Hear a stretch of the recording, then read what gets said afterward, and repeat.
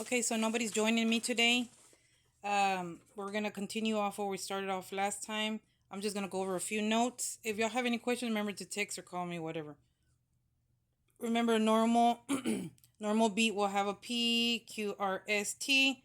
The rules are make sure that the P to R should be no longer than 0.20.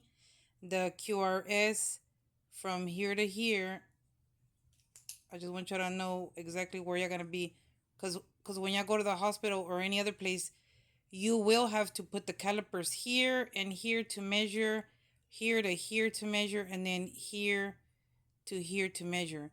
That's always gonna they're always gonna want to know what their patients are running. So you need to know exactly where to put the calipers and stuff like that. So from here to here, from P to the beginning of the R or the beginning of the Q, it should not be longer than 0.21 seconds, okay? It should be between 3 to 5 boxes. And remember, each box is 0.04 seconds, okay?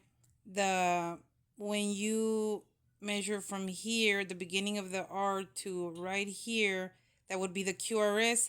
Make sure that's between or no more than 0.12 seconds, okay? So less than 3 boxes. And then from here, you're gonna leave the caliper here, the first part.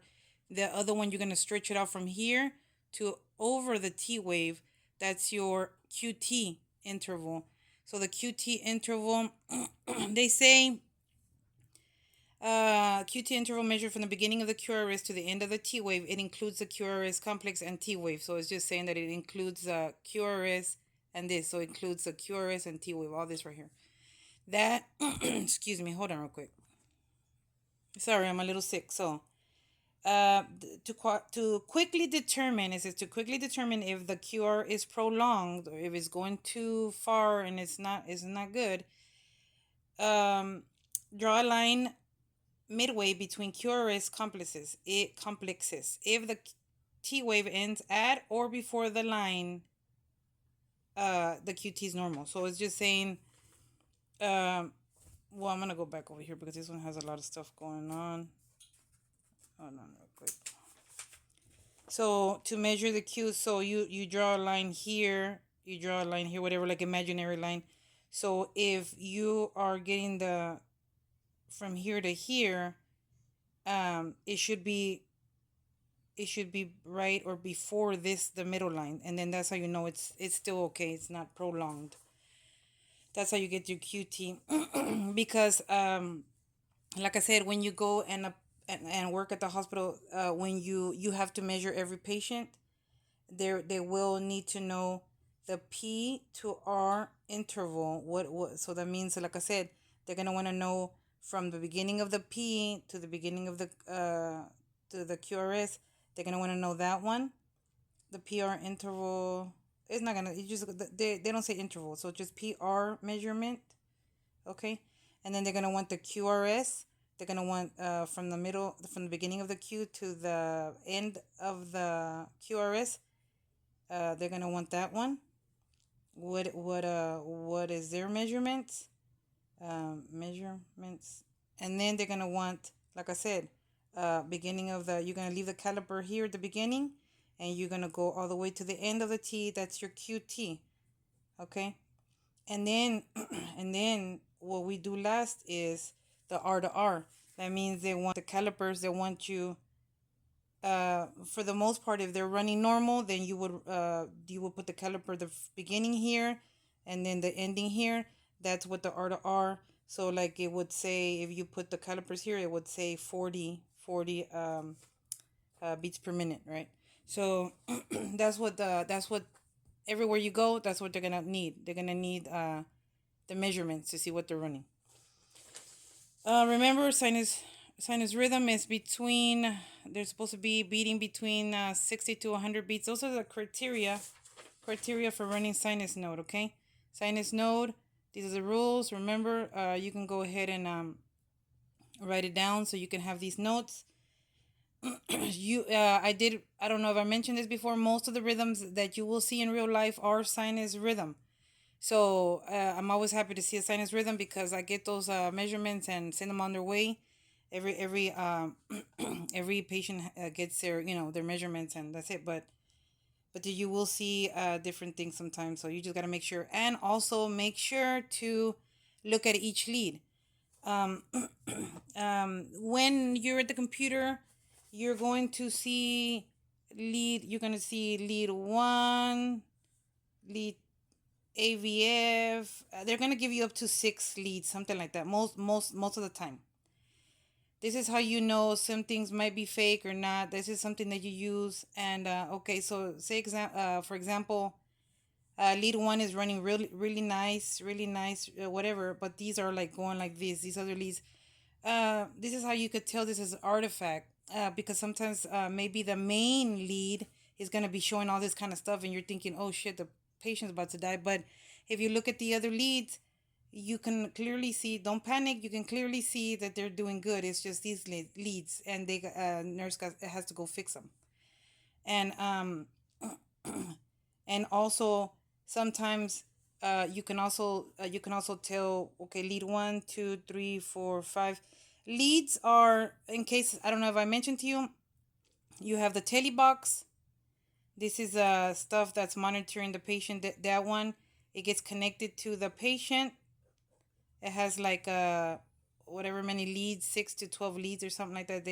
It's little wires with little electrodes. Electrodes are little sticky gel things that they stick on them, and then they have to hold on to this telemetry the whole time so we can monitor them. Then this one will go back, like for example, us in the hospital. It goes back to the room where we're all sitting there looking at all the patients in the hospital. There's a whole bunch of patients in the hospital, but this one needs to be all the leads should be good on the patient, because if not, then we're gonna have trouble. We cannot print them strips if the leads, we cannot see what the hell they're running. So we always tell the nurses, please fix the leads, please, on the patient. And they get an attitude. They take your time, just depending on where you go.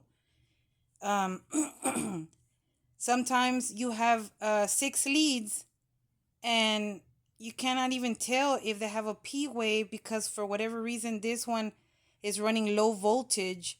That means that it's so small you can't even tell what they're running. So this is why the other leads are important, because whatever you can't see on this one, you can see maybe better on this one. Maybe better on this one, you could see that they're running better, stuff like that. Always make sure to look at each lead before you call it. Say for instance, well, I don't see a P wave, I'm just gonna call it junctional. But I mean, just make sure, go to all the other leads, because what happens if you call it a certain thing, maybe some things I don't think the doctor has medication for, but some things they do. So you don't know really which ones are medicated, which rhythms are getting medicated. So to avoid to try to get the patient medication that he doesn't need, just try your best, um to really look at the each lead to make sure that's what they're running. And you can, like I said, and I'm going to repeat it a lot of times, you can always ask somebody, because I've been doing this off and on for many years, and I still ask people. And people that have more experience than I do, they even ask me sometimes, or they'll ask them for their opinion. So don't ever be afraid. You rather learn, and but don't be afraid. Be a little confident, because sometimes you're too afraid to make a move. And hey, if you've seen all the leads and you're confident, then go ahead. If you just don't know, make sure that wherever you're working at, make sure you're allowed to put, because I do that. If I don't know what they're running and I ask somebody and they don't know what the hell they're running, so then I would put possible. I do that a possible sinus rhythm. Maybe I could put there, please check leads. Depending on where you're working at the hospital, it's more you get a little bit more contact with the nurses. But if you're working like at another place, a lot of times the patients are not in the same place you're at. They're like in another state or whatever like that. So you cannot put that a lot of times on the interpretation strip or whatever on the strip. You just put what you think It just depends where you're working at. But at the hospital, you're able to write on the strips or whatever, at Northeast at least, and then you get to put possible sinus rhythm. Please check leads or low voltage, just so they'll know that it might be sinus rhythm, right? I've even put that, but older, what I forgot what I put, but I put like stuff like where the because I checked the other strips, the past strips, and then they say sinus rhythm, so just check leads anyways, right? Anyways, this is why the leads are important. Check all leads. It might be artifact when it's messy, and don't be afraid all the time. Just make sure all the leads. Now, if all leads are doing this, if all the leads are doing this, then you're going to call them and say, please check on the patient. I don't know what that's your 100% number one thing to do if they're all running that way. You don't also want to scare the nurses like that. You just say, can you please go check on the patient and whatever, because they're having a lot of artifact. I'm not sure what's going on. So they can go and tell you, and then maybe you'll catch it. Maybe you'll catch it. The patient is having a heart attack. The patient is whatever. So it's best if you see all leads happening like this, please check the patient. And then the nurse will be able to tell you, well, I checked on the patient there, whatever. So then you get to kind of calm down, and as long as you're notifying, because that's what you're there for, to not notify. Okay. Anyways, I don't know if I said, I don't think I touched on this. I don't know if I did or not, but remember, like I said, sinus rhythm, P wave should be upright in the same places before the QRS. Always make sure the P wave is in the same place all the time. With they say that the QRS and the P wave are married to each other. When they're married is when they're marching out in the same place, and they're doing the same thing. So if they're not married, they start kind of growing apart or whatever like that. That means that's when they're starting to have problems and stuff like that. So we already went over that, okay? Remember calculating the QRS. Just count the QRS in the 6-second strip, and just multiply by 10, or just add a 0, and that gives you the mean rate. Usually the computers give that to you anyways, but you always want to know how to get that information, how to, and then later on I could tell you about the other two ways that they prefer, but this is usually how we do it at the hospital. We just do the easy 6 and that's it, whatever. Things that you might hear later on, like I said, artifact, the leads, pauses. We talked about the pauses, bundle branch block.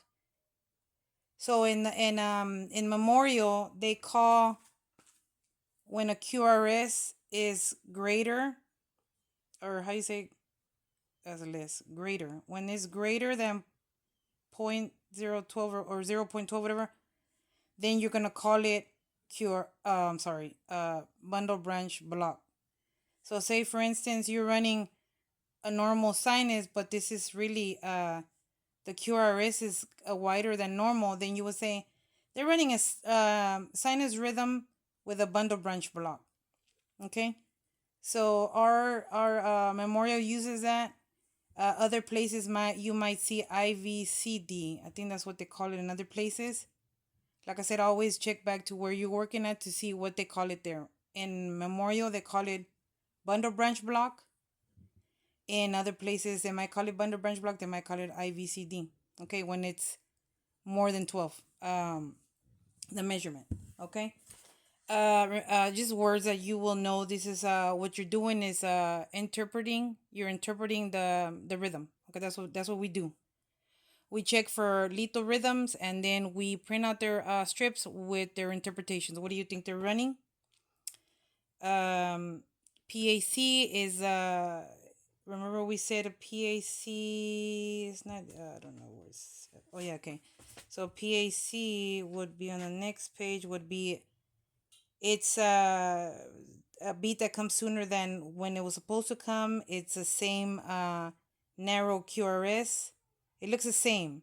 If you don't know if they're running because you will see that sometimes it's hard to tell if they're running a PAC. Are they running? You gotta look at almost everything. Hold on, let me look at let me. Are they running a PAC? Are they running a PJC? What's the difference between? And we'll get into junctionals in just a little bit. PAC, you still see like a little P wave. PJC, you don't really see. You just see a little bump, but it's not really like a P wave. Or are they running a PVC? So you gotta see if it's a PVC, that means it's wider. They call it wide and bizarre. When you start seeing wide and bizarre, that's like the last of them, the last of the beat, rhythm that they're probably passing away now. So you have to see. So are they running do they have a sinus rhythm with a PAC? Maybe they have a PAT, and I think I've said it before, just so you can know how we do it in Memorial. Maybe another place might do it different. But if you have a little run, a regular rhythm, but you have is interrupted by a little run, then if the R to R, if you go in and put the calipers from R to R and you measure it, if the heart rate is 150 and low or less, then you would call it a PAT. I mean, that's how I do it, at least. I mean, like I said, everybody they probably learn differently. I don't know what your book says, but that's how I learned it. So you can have an idea when you go to school, and when you go to school, let's see what your teacher tells you. What if they use that term or not, whatever. But if it's 150 beats per minute and higher, it'll be a PSVT. So PAT less than what do we say, 150 beats per minute. PSVT is 150 or more. Okay. um so that's what the little runs are. Okay. Anyways, I think okay, so then also we have other words we can use. Frequent, you say sinus rhythm with frequent PACs, or sinus rhythm with bigeminal PACs or PVCs or PJCs. You have a whole bunch of stuff that you can, that, so just make sure that you learn a bunch of these. Bigeminal means every other. Let me see if I have one here. Um,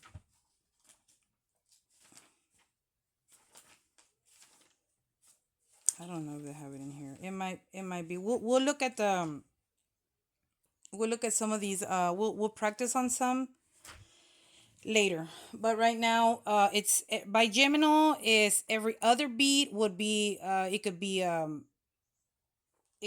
Let me take this out the way. Okay, so every other beat. This is a QRS. Every other beat will be. I'm no. I'm just drawing whatever. Okay, so it would be sinus rhythm with, and I think it's like this or like that, something like that. With is like that, but I always put, since I don't be knowing my medical whatever, I just put a comma and whatever everything else I see on there. That's it. Like I said, that is at Northeast, because they still don't have airstrips or nothing.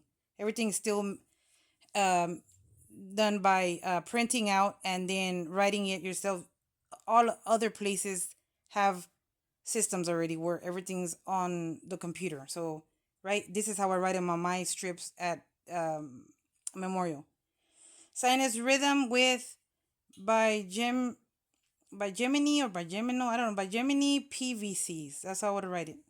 Right, Gemini. I'm sorry, I'm just kind of scribbling because I'm trying to give myself an hour to go over maybe junctional, and let's see if I can get into ventricular. So that would be, now you have sinus rhythm with maybe couplets. This is a couplet, and this is a PVC, and you'll learn it later.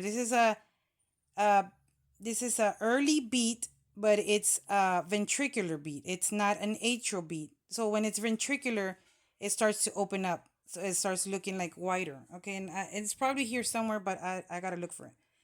Maybe it did PVC, PVCs, a couple of PVCs. Maybe you have PVCs that do a different thing. These are couplet. Sorry, mul. Sorry. Multifocal PVCs. What does that mean? That means these are still PVCs, but they're coming from a different part of the ventricles. And I didn't want to get too much into the heart right now yet, but I guess at some point it's important for you to know. And I always draw it like this, but this is not what your heart looks like. The top ones are atrium or atria. Bottom ones are ventricles. Okay. I just want you to understand what is this. So the top part is where the sinus rhythm is supposed. That's how if it's the blood is pumping regular and there's no interruptions, then that's where you get sinus because the blood is picking up the whatever here. But if it's not picking up there, or junctional, which is junctionals in the middle, and if it gets to the ventricles, it's still picking up, but it's not too much, it's not too good anymore because it shouldn't get to the ventricles. So if it gets to the ventricles, you will still pick up, but it starts looking like what I said, white and bizarre. And then maybe in the ventricles you're picking up from two different places. That's why you're gonna have one looking this way and one looking that way. So that's just when we get to the ventricles. But telling you what we have bigeminal. That means every second beat. It can be every third beat. Whatever. Sorry. So every third will be trigeminal. Trigeminal PVCs. You have multifocal couplets. Couplet is two. That's a couplet PVCs. Um, I'm just kind of showing y'all. It's a lot of little ones that I mean, how you not little ones, but it's a lot of different. I don't know what you call it, but a lot of things that you can add, like what could be going on in with the patient and stuff like that. So I just want you to get familiar with some of these words. You got frequent PACs or frequent PVCs or frequent PJCs. You got bigeminal or trigeminal. And the other word we hardly ever use is the quadriminal, whatever. It's like every fourth beat. You don't really, you would just, I guess, say every fourth beat. Patterns, just look at the patterns. Make sure that you paying attention. Don't just say within a 6 second beat, oh yeah, I see this real quick. Well, just make sure. Maybe you gotta go another 6 seconds just to see if there's a pattern. Like I said, because sometimes you can't see that it's going every bigeminal, or that's easier to see, but you can't see that it's doing every fourth beat. So you might want to go to more seconds within the strip just so you can see is there a pattern, because a pattern will tell you better like what's going on. So make sure to look for patterns. Non-conductive PACs, that one means, and I think it's here somewhere. Yeah. So non-conductive PACs means this. So if you see the T wave here, it's different than what these would be. You see these other ones within the same, this is a T wave of this beat, of this QRS. This is a T wave for this one, but it looks different than this one. So they're saying that there's a PAC in there, but it's not conducted, so it didn't come out. So instead of having a premature beat, it's, excuse me, it kind of got like stuck in there or something like that. So that's why you have a different shape. So that would be non-conductive PAC. Okay, that's what that's saying. Let me see what else. I'm just going through some of them because, like I said, there's a lot of stuff. RVR. So whenever you have AFib, a lot of times they want to know how fast it's going. It's almost the same as what a sinus rhythm is, except it's you don't have PACs here. So if it's AFib, remember we talked about AFib, you don't see PACs in there, and it's not regular, it's irregular. So if you see something else going on there, a lot of times if it's under 60, beats per minute, it will say, I think they call it SVR, that means slow ventricular rhythm or whatever. If it's 60 to 100 beats per minute, they call it CVR, that means controlled ventricle rhythm. And if it's more than 100 beats per minute, then they call it RVR. So if the patient, I mean, if the nurse calls, say, what is my patient running? If they're running, fast or whatever, then you'd say, of course, it's irregular. So you would say, you count the beats, and if it's more than 100, you'd say AFib, RVR, heart rate at whatever, So that's something that you might need to know. And like I said, if you go to school, y'all will learn it or whatever, or remember it. Okay, I think we should get into junctional now. We kind of went over a lot of little things right here, so remember to write your notes. Write your notes so whenever you're ready to go to school, you won't have no trouble. Okay, PJC, I'm sorry, I skipped it. I went to PVCs or ventricular. Junctional rhythms. Junctional rhythms. It's saying that it's the heart rate, and it's somewhere in the front here, just so you can get an idea what I'm talking about. Okay, so when the heart is pumping, like I said, in a normal heart, it picks up here, and that's how you start to get the P wave. If it's here somewhere in the AV node, somewhere in the middle, then that's where the junctional, or so it's still picking up. It's still okay, but they might need medication. You want the heart to be running, I guess, better than getting to the ventricles. Okay, so junctional means junctional Brady. This is different now. Junctional Brady is less than 40. Remember we said sinus rhythm is 60. Sinus rhythm is 60 to 100 normal. Well, junctional is the Brady is junctional Brady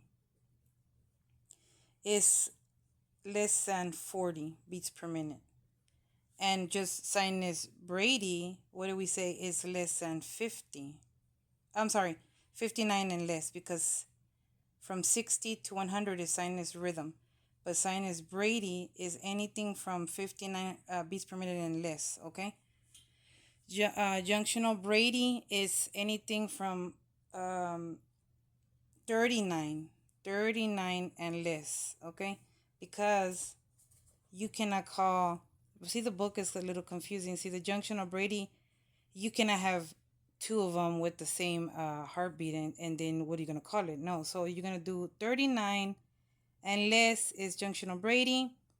Junctional rhythm, since it's going down, like I said, it's not sinus, it's junctional now. The heart rate, the regular heartbeats for junctional, it's 40 to 60. It's less now. Accelerated junctional, that means it's 60 to 100 or 61 to 100. And then junctional tachycardia is greater than 100. So it's still, I guess, junctional tachycardia is still 100 and more, just like sinus tach.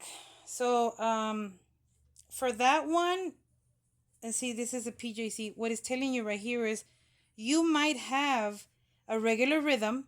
If you see this one is running regular because it has a P wave, a QRS, whatever, and it's a pattern. But then it has this PJC, and you know it's a PJC because it doesn't have a little P wave in the front. It does have a little hump, but it's not the same as a P wave. So it's running sinus rhythm with PJCs. So it can be mixed. You can have a sinus rhythm and some PVCs. You can have you can even have what they have is sinus rhythm. You have sinus rhythm a lot of times. Sometimes they can go back and forth. Now they're running AFib. And so just pay attention because some rhythms can go back and forth. They'll be like, well, when did they turn back to sinus rhythm? How come you didn't let me know? And stuff like that. So they will question you on that even. They'll be like, well, let us know every time. So every nurse is, you get the real strict nurses and you get some that don't care. It's very sad to have nurses that don't care. But they at the same time you don't get them all these calls all the time. But then you get nurses that care a lot, and they'll be calling you. They're like, "How come you're not telling me that the heart rate is up more than 120? How come you're not calling me when it's less than 40 beats per minute or whatever?" You'll have so everywhere you go, you have to know the basic, because no matter where you go, if I go from one place to another place, for a fact it's not normal for it's usually not normal for a patient to be running 40 beats per minute or 30 beats per minute. That's probably, so you might want to ask the nurse, is that normal for the patient? Do you want me to call you every time it's in 30s, or do you want me to call you if it's sustaining? Sustaining is another word that you might need. Sustain means when the rhythm is, like I just said, 40 beats per minute. That's what they keep running. They're not getting better going up, and they're probably not worsening going down. They're sustaining at 40 beats per minute. Or is it non-sustained? Because sometimes, yeah. So non-sustain would be for anything. Is a rhythm staying up than 130, or is was it just for a moment that they went up but now they're back down? Those are questions that you're gonna be asked maybe in at work or whatever. So but sustain, non-sustain. Sometimes you have uh sometimes there's been times where patients are sustaining VTAC. They're still having it. They're you got to go make sure. Sometimes as the nurses is sometimes if you call the nurses and they're just like, "Oh, okay." Then you're like, "Okay, so you don't give a damn. So let me call the charge nurse then." So then I'll call the charge nurse. Of course, I'm not going to tell her that in her face, but I said, "Okay, well, you always got to be professional at work, okay?" Um so then you don't care, well then let me go to the charge nurse. Charge nurse, you let them know, "Hey, I already called the nurse. They're still sustaining VTAC, whatever lethal rhythm they're on.